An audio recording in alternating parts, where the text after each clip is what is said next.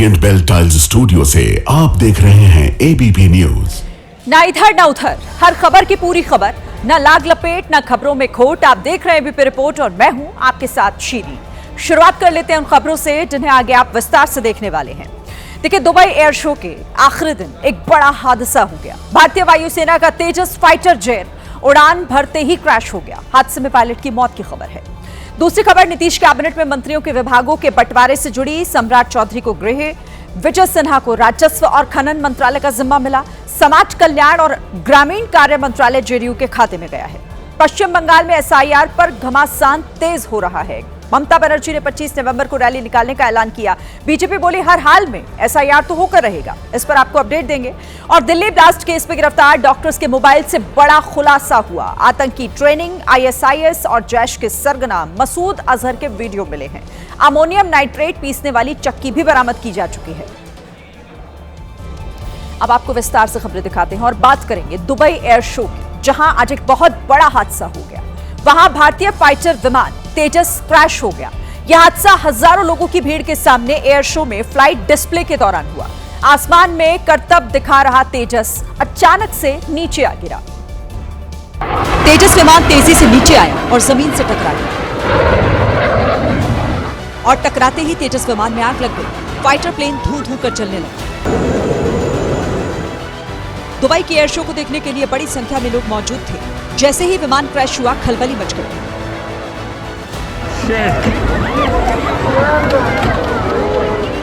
लोग हैरान रह गए कि ये क्या हुआ। हादसे के बाद हवाई अड्डे के ऊपर काला धुआं उठने लगा। वहां जितने लोग मौजूद थे उतने कैमरों में हादसे की तस्वीरें कैद हो गई। हादसे के बाद ये वीडियो सबसे पहले आया। दूसरे कैमरे में पहले ऊपर जाते दिखा, फिर अचानक से नीचे गिरने लगा। तीसरे कैमरे में आप साफ देख सकते हैं कि जैसे ही विमान ने गोता लगाया, पायलट ने उसे ऊपर ले जाने की कोशिश की, लेकिन विमान जमीन से टकरा गया। जमीन से टक्कर होने के पहले ही लोग गिरते विमान को देखकर चिल्लाने लगे।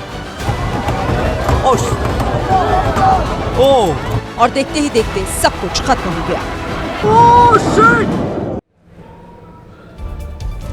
तो डिस्प्ले के दौरान यह हादसा हुआ और तेजस क्रैश हो गया। देखिए, दुबई एयर शो में दुनिया भर के विमान का प्रदर्शन उस वक्त किया जा रहा था। इसीलिए यहां दुनिया की बड़ी एरोस्पेस कंपनियां, एयरलाइंस, एयरफोर्स और टेक्नोलॉजी कंपनियां अपने नए विमान, हेलीकॉप्टर, हथियार सिस्टम और एरोस्पेस टेक्नोलॉजी दिखाने के लिए वहां पर जुटी हुई थी।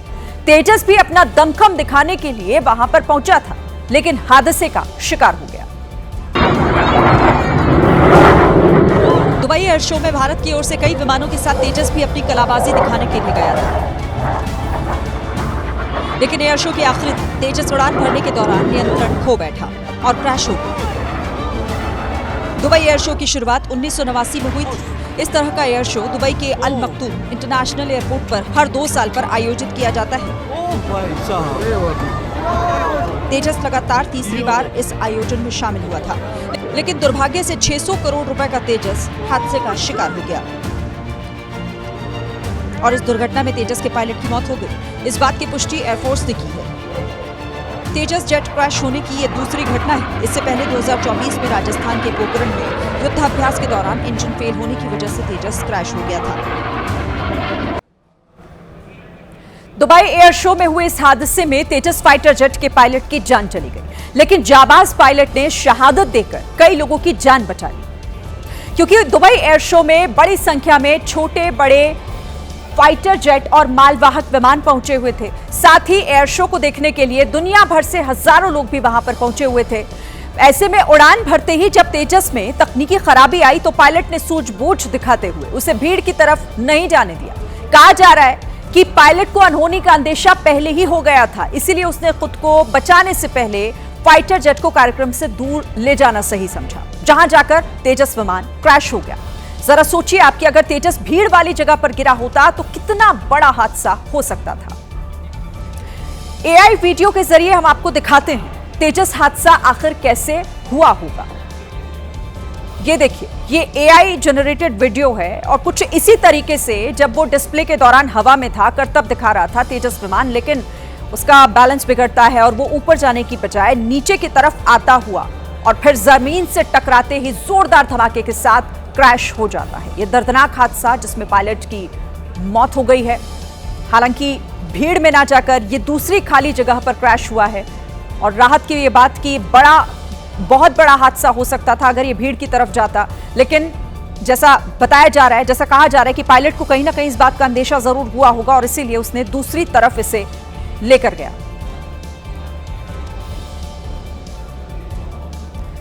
देखिए, तेजस का गिरना चौंकाने वाला है क्योंकि इसे बेहद भरोसेमंद और खास माना जाता है। आपको तेजस के कुछ खासियत के बारे में बताते हैं जिसकी वजह से तेजस सबसे अलग और सबसे खास है। तेजस एक बार में 3000 किलोमीटर तक उड़ान भरने में सक्षम है, जो करीब 2200 किलोमीटर प्रति घंटे की रफ्तार से उड़ान भर सकता है। सबसे खास बात ये पूरी तरीके से स्वदेशी है, जिसे हिंदुस्तान एरोनॉटिक्स लिमिटेड ने बनाया है। इसकी खासियत इसका बेहद हल्का होना है, जो कि चौथी पांचवी पीढ़ी का चालक लड़ाकू विमान, घातक लड़ाकू विमान माना जाता है। इसमें विशेष AESA रडार से ये लैस है और हवा से हवा में मार करने में पूरी तरह सक्षम तो है ही, हवा से जमीन पर भी हमले में उतना ही कारगर है। खास बात यह है कि इससे किसी भी मौसम में हमला किया जा सकता है, जो कि 150 से 160 किलोमीटर दूर बैठे दुश्मन के ठिकानों को अपने अचूक प्रहार से बर्बाद कर सकता है। तो ऐसा नहीं है कि पहली बार तेजस किसी हादसे का शिकार हुआ। इससे पहले एक और ऐसी घटना हो चुकी है। तेजस पहली बार साल 2024 के मार्च महीने में राजस्थान के जैसलमेर में क्रैश हुआ था। तब यह तेजस के साथ हादसे की पहली घटना थी। तब जो तेजस क्रैश हुआ था वो सिंगल इंजन वाला फाइटर जेट था। हालांकि इस हादसे में पायलट सुरक्षित बच गया था। यह हादसा उस वक्त हुआ था जब तीनों सेनाओं की एक्सरसाइज चल रही थी और तेजस उसमें हिस्सा लेने के लिए वहां गया था। जांच के बाद हादसे की संभावित वजह सामने आई, जिसमें यह बताया गया कि इंजन सीज होने की वजह से यह हादसा हुआ था। तेजस का इंजन सीज होने के चलते ऑयल पंप में खराबी आ गई थी और यह हादसा हुआ था।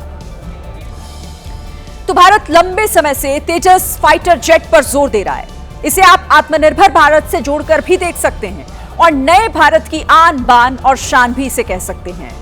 भारत की कोशिश है कि रूस, फ्रांस और अमेरिका से आयातित विदेशी लड़ाकू विमानों पर निर्भरता खत्म की जा सके। इसका एक बड़ा फायदा यह भी है कि भारतीय वायुसेना को किफायती बजट में अच्छा फाइटर जेट मिल रहा है। तेजस के जरिए MiG-21 की कमी को पूरा करने की कोशिश भी की जा रही है। MiG-21 की भारतीय वायुसेना में एक अहम हिस्सेदारी थी, उसका अहम योगदान रहा है, जो अब रिटायर हो चुका है। तेजस के जरिए भारत की कोशिश अंतर्राष्ट्रीय लड़ाकू जेट बाजार में एंट्री करने की भी है। तेजस फाइटर जेट पाकिस्तान, चीन के JF-17, अमेरिका के F-16 और स्वीडन के ग्रिपेन जैसे लड़ाकू विमानों को चुनौती देगा।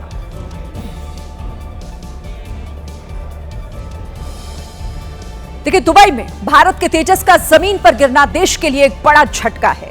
तेजस उस वक्त गिरा जब वो अपनी शक्तियों और युद्ध कौशल का प्रदर्शन कर रहा था। देश दुनिया की तमाम कंपनियों के बीच दुनिया भर से खरीदार भी आए थे, जिनके सामने तेजस की शक्तियों की परीक्षा होनी थी। ऐसे में दुबई एयर शो में तेजस का क्रैश होना भारत के लिए बड़े झटके से कम नहीं। तेजस पूरी तरह भारत में बना हुआ फाइटर जेट है। तेजस को मेक इन इंडिया की शान माना जाता है। दुबई एयर शो में कई संभावित खरीदार इसे देखने के लिए पहुंचे थे। कई बड़ी डील हो सकती थी जिनसे मेक इन इंडिया को दुनिया में पहचान और मजबूती भी मिलती। लेकिन तेजस का क्रैश होना मेक इन इंडिया की मुहिम को बड़ा झटका दे सकता है।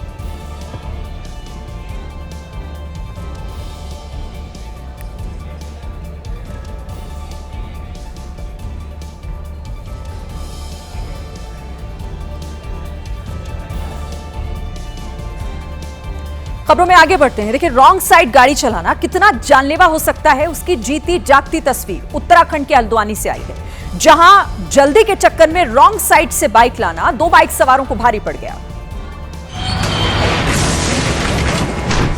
ये उसी हादसे का आंखें खोल देने वाला वीडियो है। वीडियो बता रहा है कि रॉन्ग साइड चलना कितना खतरनाक हो सकता है। बाइक सवार उछलकर डिवाइडर के पास गिरे। कई बार आप रॉन्ग साइड लेकर आसानी से निकल जाते हैं, लेकिन असल में ये हमेशा से रिस्की और जानलेवा ही रहा है, क्योंकि मुसीबत वक्त देखकर नहीं आती। वही खराब वक्त इन दोनों पर हावी हो गया। सड़क पर वाहन सामान्य स्पीड से ही गुजर रहे थे। अचानक रॉन्ग साइड से बाइक की एंट्री हुई। बाइक को देखकर कार ड्राइवर ने अपनी लेन भी बदली, लेकिन बाइक सवारों ने फिर भी कार को अनदेखा किया। हादसे में बाइक सवार दोनों युवक गंभीर तौर पर घायल हो गए। ऐसे में सड़क पर चलिए तो रॉन्ग साइड से तौबा कर लीजिए। महाराष्ट्र के कोल्हापुर में जमीन के टुकड़े के लिए परिवार के लोगों ने अपने घर के 85 साल के बुजुर्ग को बेरहमी से पीटा। इस पिटाई की शुरुआत परिवार की महिलाओं ने की थी। वो बुजुर्ग जैसे ही अस्पताल से निकले, एक महिला ने करीब आकर मारने की कोशिश की। बुजुर्ग महिला से बचे ही थे कि उसके साथ आए नीले शर्ट वाले व्यक्ति ने उन्हें पेट में पैर से मारा। पेट पर वार सहकर 85 साल का व्यक्ति दर्द से ठीक से उभर भी नहीं आया। उससे पहले महिलाओं समेत परिवार के दूसरे लोगों ने उन्हें कपड़े खींच कर मारा। वो बुजुर्ग जमीन पर पड़े रहे, लेकिन गुस्से से तिलमिलाए परिवार वालों ने उन्हें जाने नहीं दिया। 1 मिनट से ज्यादा समय तक मार खाने के बाद आखिरकार बुजुर्ग वहां से भागे। बताया गया कि 8 एकड़ जमीन के विवाद में करीबियों ने बुजुर्ग को पीटा। अब छोटे बच्चों वाले मम्मी पापा के लिए बहुत जरूरी खबर, और ये खबर आपको बताएगी कि सड़क पर बच्चों के लिए माँ बाप को कितना अलर्ट रहना चाहिए, वरना एक जरा सी लापरवाही किसी के भी मासूम बच्चे पर भारी पड़ सकती है। गली में बाइक सवार ने बच्चे को भयंकर टक्कर मारी। बाइक की टक्कर में बच्चा वहीं बेसुध हो गया और बाइक सवार भी खिसक गया। बच्चा घर से कार में जाने के लिए बैग के साथ निकला था। कार में सवार युवक ने उसे बैग पीछे रखने को बोला। बच्चे ने बैग पीछे रखा और दूसरी ओर बैठने के लिए भागा और हादसे का शिकार हो गया। हादसे का सबसे बड़ा गुनहगार ये बाइक सवार है, जो गली में माइक शूमाकर की रफ्तार से बाइक दौड़ा रहा था। और इससे भी बड़े गुनहगार बच्चे के माता पिता हैं, जिन्होंने चलती सड़क पर बच्चे को कार के अंदर बैठने के लिए अकेले भेज दिया। काश कार में आगे बैठा ड्राइवर खुद उतरकर बच्चे को पीछे बैठाने के लिए जाता तो ये हादसा नहीं होता। हादसे के बाद सब बच्चे की तरफ भागे। हर वो व्यक्ति आया जो बच्चे को कार में बिठा सकता था, लेकिन किसी ने गली में दौड़ती रफ्तार वाली मुसीबत पर ध्यान नहीं दिया। काश ध्यान दिया होता तो मासूम के साथ ये हादसा नहीं होता। ऐसे में छोटे बच्चों को सड़क पर अकेले ना छोड़ें, क्योंकि सड़क पर दौड़ती मुसीबत पर कोई अंकुश नहीं है।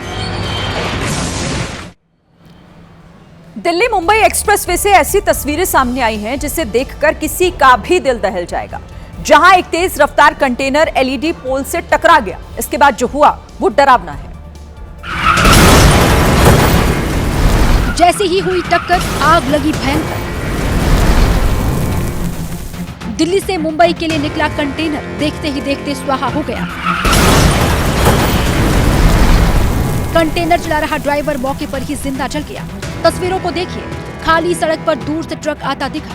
बीच की लेन में चल रहा कंटेनर अचानक आखिरी लेन पर पहुंच गया और फिर सीधे सड़क किनारे लगे पोल से टकरा गया। पोल से टकराते ही कंटेनर जमीन पर गिर गया। फायर ब्रिगेड की टीम मौके पर पहुंची। आग बुझाने का अभियान शुरू हुआ। हादसे की शुरुआती वजह ड्राइवर को नींद आना माना जा रहा है।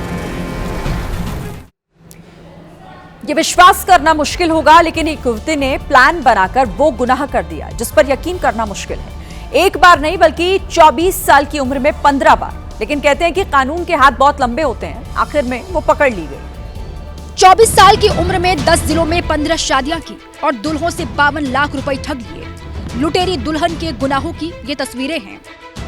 1, 2, 3, 4, 5, 6, 7, 8, 9, 10, 11, 12, 13, 14 और शादी की ये 15 तस्वीर। फर्जी दस्तावेज बनाकर लुटेरी दुल्हन चांदनी ने गुजरात के लड़कों को निशाना बनाया। ये शादी करती थी और कुछ दिन के बाद गहने लेकर फरार हो जाती थी। मुख्य आरोपी की सहेली भी 4 शादियां कर चुकी है। इनकी उल्टी गिनती तब शुरू हुई जब अहमदाबाद के रमेश भाई नाम के युवक से शादी हुई। शादी से पहले ही इस गिरोह ने 5 लाख रुपए कैश और गहने ले लिए थे। शादी के बाद गैंग के सदस्य कथित पिता के बीमार होने का बहाना बनाकर चांदनी को लेकर चले गए। जब लुटेरी दुल्हन नहीं लौटी तो इसकी शिकायत पुलिस में की गई। पुलिस ने जब इस मामले की जांच गहराई से की तो लुटेरी दुल्हन, उसकी सहेली और पूरे गैंग का चेहरा सामने आ गया। फिर प्लान बनाकर मेहसाना पुलिस ने सभी को गिरफ्तार कर लिया। अब मलेशिया से एक ऐसी तस्वीर आई है जिसे देखकर किसी के भी रोंगटे खड़े हो जाएं। जब बीच सड़क दौड़ती कार पर पुल पर लगा हुआ लोहे का फ्रेम गिर गया। वो तो भला हो, कार ड्राइवर की जान बाल बाल बच गई। सोचिए, आप कार से जा रहे हो, ऊपर से अचानक ये आफत गिर जाए तो क्या करेंगे? अच्छी सड़क, तेज दौड़ती कार और ऐसे मच गया हाहाकार। मलेशिया की राजधानी कुआलालंपुर में सब कुछ सामान्य था, किसी को अंदेशा नहीं था कि क्या होने वाला है।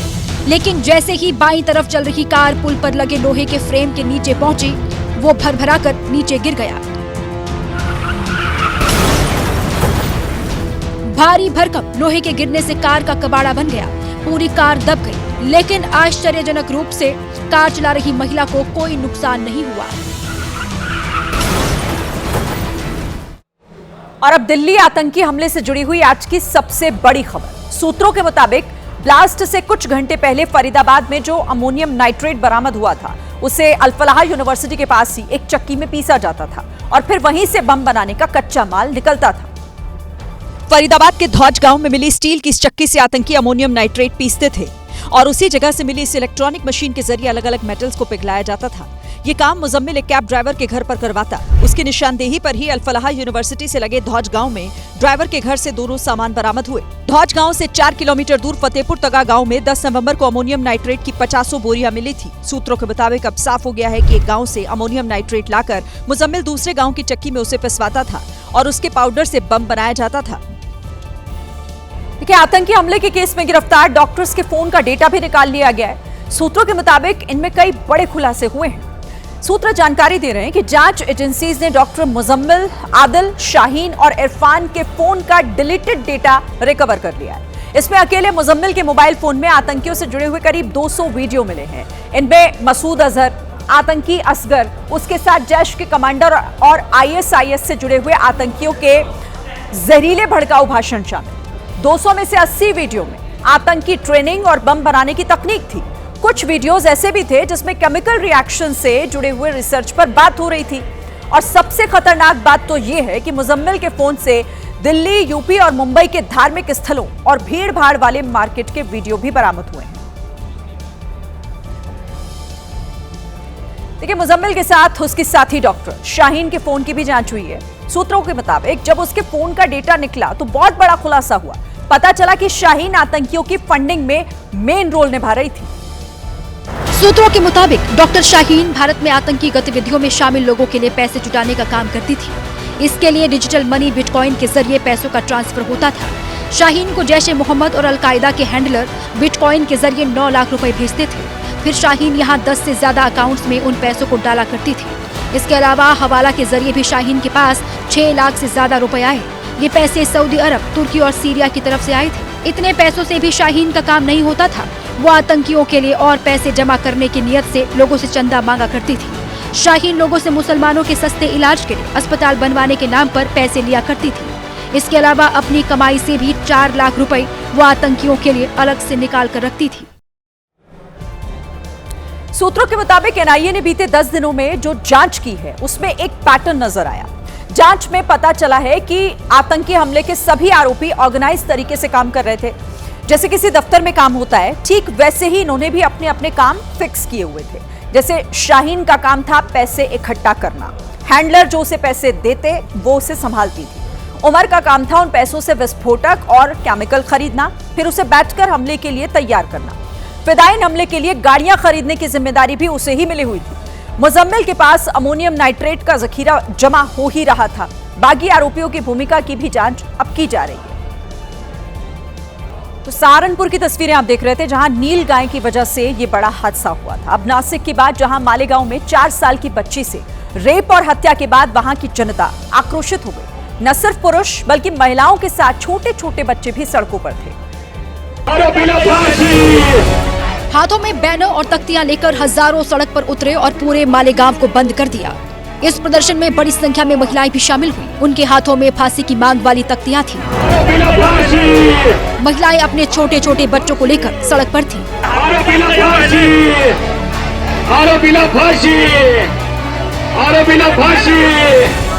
19 नवंबर की रात में बच्ची का शव मिला था। बच्ची से दरिंदगी हुई थी। जब ये खबर नासिक के मालेगांव के लोगों तक पहुंची तो गुस्सा फूट पड़ा। 20 नवंबर की सुबह आग की तरह खबर पूरे जिले में फैली। जिसने भी मासूम बच्ची की तस्वीरें देखी उसका दिल रो पड़ा, क्योंकि बच्ची को काफी टॉर्चर किया गया था। रात में ही बड़ी संख्या में लोग घर से बाहर निकलकर प्रदर्शन करने लगे थे। गुस्साए लोगों ने आरोपी का पुतला फूंका और बच्ची को श्रद्धांजलि दी। सुबह होते ही डोंगराले के लोगों ने मालेगांव से गुजरने वाले हाईवे को जाम कर दिया।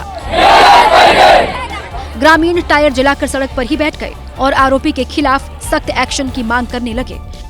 पुरुषों के साथ महिलाएं भी सड़क पर धरना प्रदर्शन करने के लिए उतरी। आरोपीला समोर आणा, त्याला आम्ही फाशी देऊ, नाही तर त्याला इथं आमच्या समोर उभं। हंगामा बढ़ने पर स्थानीय नेता भी लोगों के बीच पहुंचे और सरकार से सख्त कार्रवाई की मांग करने लगे। गुस्साए लोगों को मनाने के लिए कई अधिकारी पहुंचे, लेकिन लोग मानने को तैयार नहीं थे। लोगों ने विरोध में मालेगांव की दुकानों को बंद कर दिया।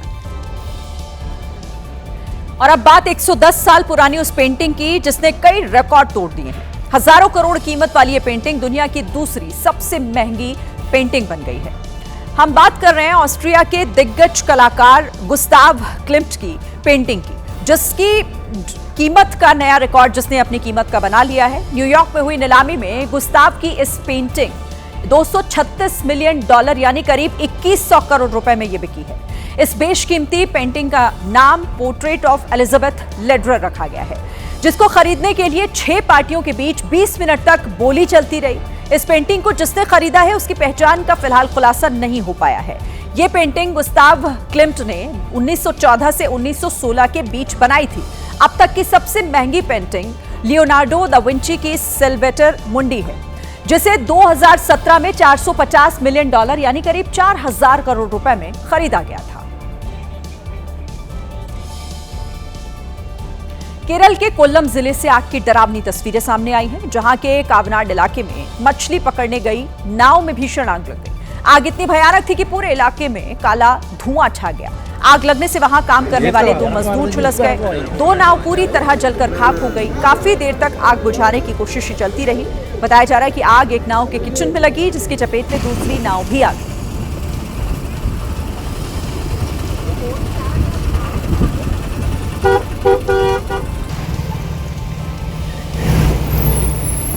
तो केरल के कोल्लम में यह हादसा हुआ है, जब नाव में आग लगी। बताया जा रहा है कि नाव के किचन में यह आग लगी थी।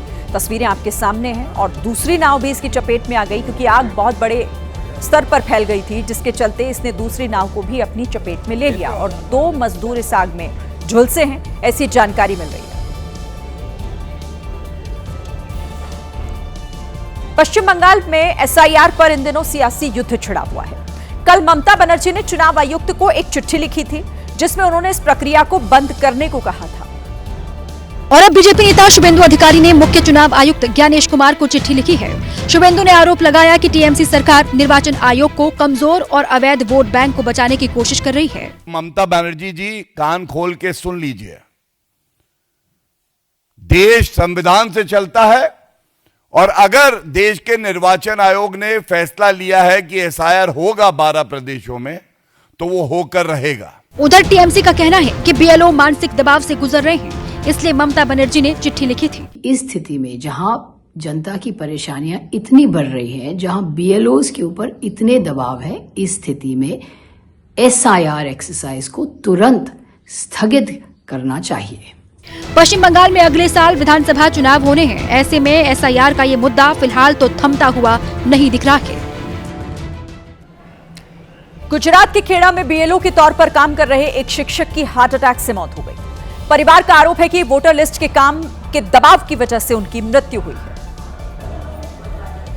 रमेश भाई परमार एक प्राथमिक स्कूल में टीचर थे और पिछले 25 सालों से सेवाएं दे रहे थे। इन दिनों राज्य में एसआईआर का काम तेजी से चल रहा है और इसी काम में उनकी ड्यूटी लगी हुई थी। परिवार के मुताबिक रमेश भाई बीएलओ के काम के कारण काफी तनाव में थे और अक्सर देर रात तक काम करते थे। राते ઊંઘી ગયા એટલે સવારે 5 વાગે ઉઠવાની ટેવ હતી અમને। બીએલઓ ની કામગીરીના લીધે થાક્યા એટલે ઊંઘવા દે। થોડી વાર પછી કલાક પછી 7:30 વાગ્યાની આજુબાજુ એ બેભાન અવસ્થામાં હતા એટલે અમે ગભરાઈ ગયા એટલે પછી અમને તાત્કાલિક ખાનગી વાહન મારફતે દવાખાને લઈ ગયા। इस तरह की एक और घटना गुजरात के गिर सोमनाथ से भी सामने आई है, जब बतौर बीएलओ काम कर रहे अरविंद वाढेर ने आत्महत्या से पहले एसआईआर काम से परेशान होने का जिक्र किया था। केरल में हो रहे एसआईआर का मुद्दा अब सुप्रीम कोर्ट पहुंच गया है। सरकार ने स्थानीय निकाय चुनावों के खत्म होने तक एसआईआर को स्थगित करने की याचिका सुप्रीम कोर्ट में दाखिल की है, जिस पर सुप्रीम कोर्ट ने चुनाव आयोग को नोटिस जारी कर जवाब मांगा। मामले की अगली सुनवाई 26 नवंबर को होनी है। केरल सरकार ने कोर्ट में तर्क दिया है कि निकाय चुनाव के लिए 1,76,000 कर्मचारी और 68,000 से ज्यादा सुरक्षा बलों की जरूरत है, जबकि एसआईआर के लिए अतिरिक्त 25,668 कर्मी चाहिए। इससे प्रशासनिक मशीनरी पर भारी दबाव पड़ेगा और सामान्य शासन व्यवस्था ठप हो जाएगी। याचिका में निर्वाचन आयोग से अपील की गई कि चुनाव प्रक्रिया पूरी होने तक एसआईआर को स्थगित किया जाए। राज्य में होने वाले कुल 23,612 वार्ड के लिए चुनाव 2 चरणों में 9 और 11 दिसंबर को होने हैं, जबकि वोटों की गिनती 13 दिसंबर को होगी। मुख्यमंत्री नीतीश कुमार और सम्राट चौधरी के बीच बैठक के बाद बिहार मंत्रिमंडल के पूरे विभागों के बंटवारे की सूची राज्यपाल को सौंप दी गई है। इस बार नीतीश कैबिनेट में बड़ा बदलाव हुआ है। दरअसल कई वर्षों के बाद मुख्यमंत्री नीतीश कुमार ने गृह मंत्रालय अपने पास ना रखकर किसी और को दे दिया है। नीतीश कुमार की नई कैबिनेट में बीजेपी के खाते में सम्राट चौधरी को गृह मंत्री बनाया गया है। विजय सिन्हा को भूमि एवं राजस्व, खान एवं भूतत्व विभाग, मंगल पांडे को स्वास्थ्य और विधि विभाग मिला है। दिलीप जायसवाल को उद्योग विभाग, नितिन नवीन को पथ निर्माण, नगर विकास एवं आवास विभाग मिला। रामकृपाल यादव को कृषि विभाग, संजय टाइगर को श्रम संसाधन विभाग दिया गया है। उधर अरुण शंकर प्रसाद को पर्यटन, कला, संस्कृति एवं युवा विभाग मिला है। सुरेंद्र मेहता को पशु एवं मत्स्य संसाधन विभाग, साथ ही नारायण प्रसाद को आपदा प्रबंधन विभाग दिया गया है।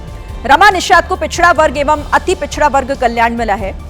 लखेंद्र पासवान को SC/ST कल्याण विभाग, श्रेयसी सिंह खेल विभाग, सूचना प्रौद्योगिकी की मंत्री बनाई गई हैं। वहीं प्रमोद चंद्रवंशी को सहकारिता, पर्यावरण, वन एवं जलवायु परिवर्तन की जिम्मेदारी मिली है।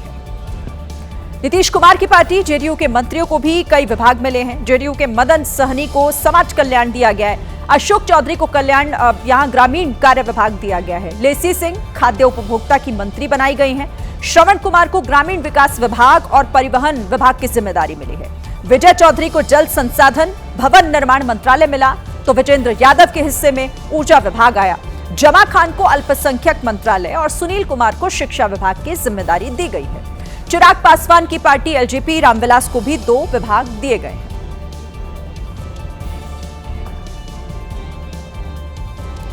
मध्य प्रदेश की बात करते हैं, जहां सतना में तब हाई वोल्टेज ड्रामा देखने को मिला जब एक महिला ने अपने ASI पति को उसकी प्रेमिका के साथ रंगे हाथों पकड़ लिया। इसके बाद गुस्से में पत्नी ने पति की पिटाई कर दी और देखते ही देखते ये पिटाई चप्पलबाजी में बदल गई। एक तरफ मां बेटा और दूसरी तरफ पिटता पति। जिला अस्पताल परिसर में पति, पत्नी और वो के चक्कर में जमकर बवाल हुआ। जिस व्यक्ति की पिटाई हुई वो पुलिस लाइन में ASI के पद पर तैनात है। मां बेटे ने ASI को किसी दूसरी महिला और बच्चों के साथ देख लिया, जिसके बाद बखेड़ा खड़ा हो गया। पुलिसकर्मी की पिटाई होती रही, लेकिन पारिवारिक मामला होने की वजह से पुलिसकर्मी भी हाथ पर हाथ धरे बैठे रखे। दोनों पक्षों ने पुलिस में शिकायत दर्ज कराई है। इधर वियतनाम में तूफान और बारिश के बाद ऐसी खतरनाक बाढ़ आई कि उसकी वजह से अब तक 40 लोगों की जान जा चुकी है। लोगों को बचाने के लिए आर्मी को बाढ़ प्रभावित इलाकों में आना पड़ गया। मध्य वियतनाम में बारिश के बाद पानी का जोर इतना ज्यादा था कि उसने इस पुल को मोड़ दिया। बिजली के खंभों के साथ मुड़ रहे पुल का वजूद कुछ सेकंड के अंदर ही खत्म हो गया।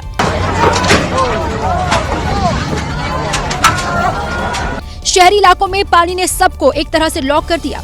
इस वीडियो में दिख रही सभी गाड़ियां पानी में आधी डूबी रही। कतार लगाकर खड़ी गाड़ियों के चलने के लिए सड़क ही नहीं थी, पानी ने उनके पहिए रोक रखे थे।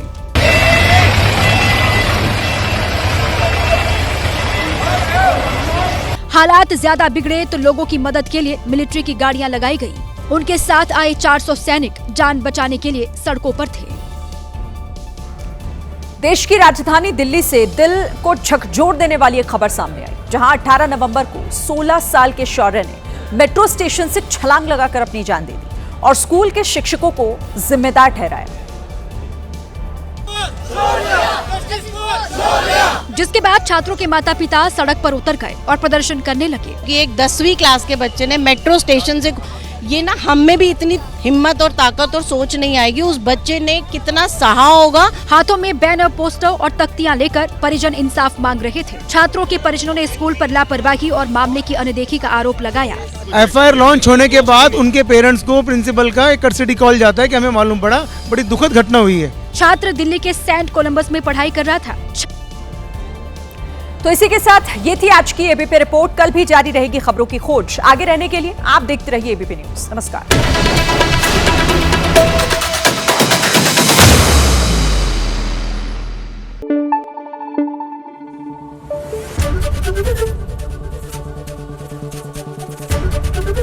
एबीपी न्यूज आपको रखे आगे।